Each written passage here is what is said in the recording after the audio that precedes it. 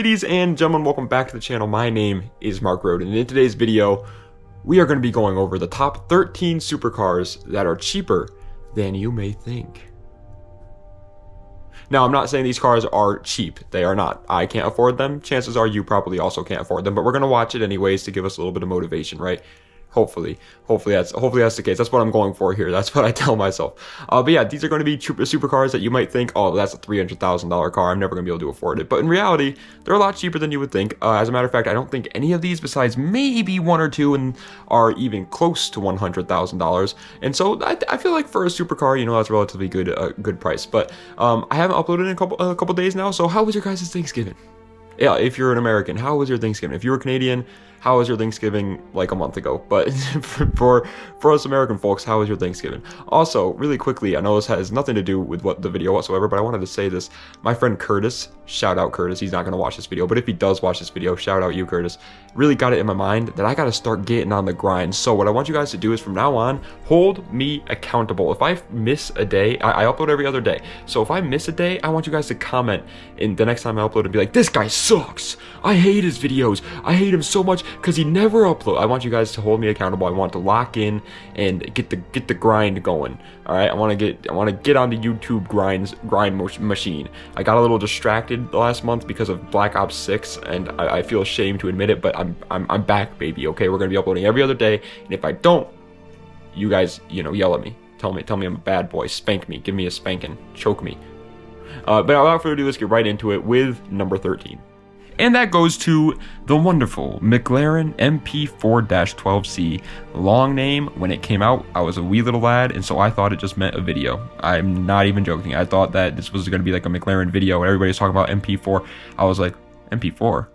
Why is everybody going crazy about a video? But either way, you can find these cars for right around the $100,000 mark. And this is, like I said, there are going to be like one or two that are around the $100,000 mark, but they're going to be here at the bottom of the list because it's supposed to be a cheap, you know, supercar video, and $100,000 is still not cheap in any realm. So that's why the MP4-12C is here all the way at the number 13 spot. I think it's an incredible car. If it was like cheaper, then I would put it even higher, but it's just $100,000. I don't know. I mean, I feel like people are going to be like, that's still not that cheap. Like, yeah, it's a little bit cheaper than I expected it to be, but you know, I ain't anywhere close to that yet. And coming in at the wonderful number 12 spot is going to the wonderful. Coming in at the number 11 spot, however, is indubitably a supercar. And if you don't think this is a supercar, you are a super dumb person.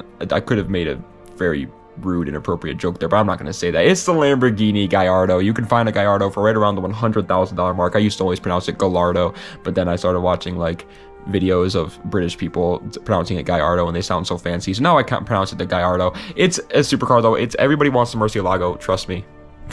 I'm right there with you. Murcielago is like literally one of my dream cars. But the Gallardo is a very good alternative. It was the Huracan to the Aventador, right? And it was always there. Now, it is a pre-facelift one with the less horsepower than the facelifted one, and you're not going to get like a super Leggero one or anything like that. But it's still a supercar, man. It's still a Lambo. Coming in at the number 10 spot, breaking its way into the top 10. Let me know if you guys think this even is a supercar. It's why it's here at the number 10 spot, by the way. It is... Uh-oh. Hold on. Big old hair in my mouth. You guys should have seen that. It looks like I kissed a llama. But it is the Mercedes-Benz SL63 AMG. Now, I think personally that these should be labeled as a supercar. I think Mercedes makes certain cars that are more super than others, and if you don't classify this as a supercar, but you do, but you also classify like a C63 AMG as a sports car, it's like, how is that in the same bracket? You know, I feel like this is so much better. They sell for right around the $40,000 mark, and for that price, I mean, dude, you could find a new Civic, you know, like a 2024 Civic, but like, why wouldn't you want the SL63 AMG instead? Is it because of the horrible reliability? Well, that's justifiable, but still, it looks gorgeous. Look at it.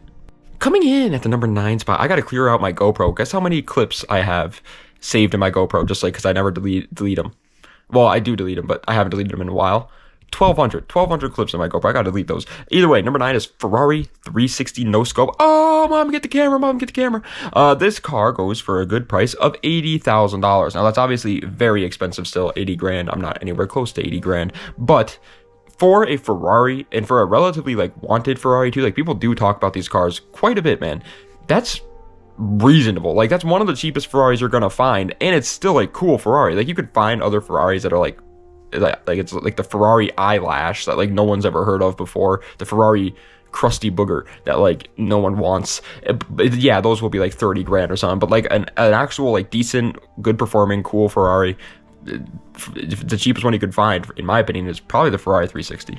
Coming in at the number 8 spot, and I should have put it at the number 9 spot because it would have been cool, because it would have had 2 9s in it, because it's the Aston Martin DB9. DB stands for double blowy. Woo! Everybody wants one of those, don't we? Car goes for right around the $35,000 mark. There is a weird phenomenon when it comes to British supercars. They are horribly, oh my god, horribly unreliable. These things just blow up left, right, and center. But because of that, they get bad press. They get a lot of bad reputations and stuff like that, and nobody really wants them. But they also don't have the same status symbol as something like a Ferrari or a Lamborghini does, an Italian supercar. So they depreciate like absolute mad lads, and that is exactly what happened with the DB9.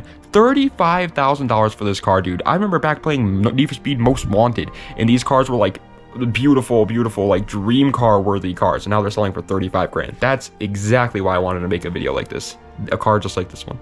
And another great example of that is the number 7 spot, the Jaguar F-Type. Now, again, another car where you could be like, this is not a supercar, it's a sports car. And to that, I would say, okay, fair enough. You know, I'm not going to argue that. It's you could say that if you want to. I think it's a supercar, though. I think it's on supercar pace. But the Jaguar, my bad, F-Type, is even more so of like the British supercar effect than the Aston Martin DB9. I wish I could show you guys right now, but my cat is literally looking in the mirror and is like flabbergasted at his own sight. I'm gonna take a picture of my phone and throw it up in the video. But number 7 is the Jaguar F-Type, and they can sell for right around, are you ready for this? The $25,000 mark. That's like insanely cheap. These cars are not even that old, man. They're like 10 years old, and they're selling for 25 grand. Like that's cheaper than an M4, all right? Like a used M4. Like that's insane. Coming in at 6th place, however, and this is one where again a lot of people are like, it's not a supercar. This one, though, I will get into an argument with you on it, because I don't understand how people don't think they're supercars. The Chevy Corvette C7. I think every single generation of a Corvette has been a supercar of its time. Like, they have been incredibly well performing cars. Is the only reason why you don't call them a supercar because of their price? Are you really telling me that a supercar is determined by how much it costs? That makes zero sense, because in that case, a freaking Rolls-Royce Cullinan would be a supercar, because it's really expensive. It's the stupidest thing ever. But either way, the Chevy Corvette C7 sells for right around the $45,000 mark, and that is a insane bargain. Like, you are getting, what is it, 500 horsepower, I think, with the C7s? 500 horsepower, naturally aspirated V8 from Chevy, and they have a very good reputation of building V8s that can handle even more power in a car that handles like a dream, looks incredible. Dude, come on. 5th place is going to go to another one that's definitely a little bit still expensive, but I think is a lot better than what you would expect it to be. The Ferrari F355, one of my favorite Ferraris of all time. I freaking love this thing. It's so lightweight and tiny, and it's just like, oh, look at the little guy. Look at the little guy, he's so cute. That's exactly how it is with the F355. I love it. I love it is what I'm trying to get at. But they sell for right around the $90,000 mark, which is still, again, very expensive. 90 grand, pretty much 6-figure territory. And that's still crazy. But again, it's a Ferrari, dude. And I would say this one's even more popular, more influential, more impactful than the 360. And in my opinion, I like it better than the 360. It has pop-up headlights. Excuse me, I just burped because of how insane pop-up headlights are to me. 4th place is going to a car I actually just did a whole entire good, bad, and ugly on, so if you're interested in one of these bad boys, go watch that video. But either way, it's the Dodge Viper, quote, 2nd gen. I say quote 2nd gen because it's technically still just the 1st gen, just a facelifted 1st gen. It's the GTS model, the one that everybody wants, okay? The one that that's cool. And that sells for right around the $70,000 mark, which is insane, because I remember just back in like 2020, my uncle was actually looking at buying one of these cars for 35 grand, and it was like a relatively reasonable price. Like, it wasn't like a crazy cheap for Viper or anything like that. It was just a normal price for them back then. They have flown up in the past couple years, but either way, 70 grand is still pretty cheap in my opinion for what these things are. Vipers are incredible. They are incredibly overhyped right now, yes, but they are incredible cars. And this one in particular is my favorite. It's 450 horsepower naturally aspirated V10 from Dodge that looks absolutely incredible. It's an icon for 70 grand. third place, I mean, this is the car that pretty much made me realize I want to make a video about this because it is truly just an insane bargain. The Nissan GTR R35.